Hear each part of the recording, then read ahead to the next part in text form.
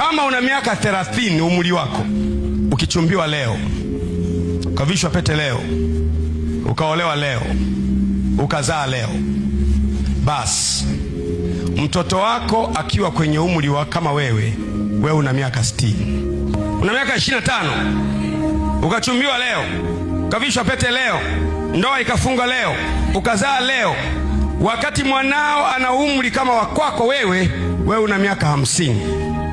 Unielewa eh?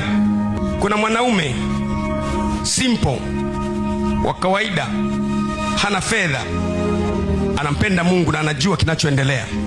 Sasa unaweza kumwona mwanaume hana kitu.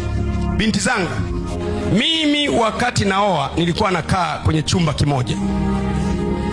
Wakati naoa nilikuwa na chumba hiki. Yule niliyekuwa namuoa angekiangalia chumba changu, asingekuwa mke wangu leo. Unanielewa eh? Chumba hiki kimoja. Ina maana kuna na mwanaume mwingine yuko ana chumba kimoja, wewe unamkimbia.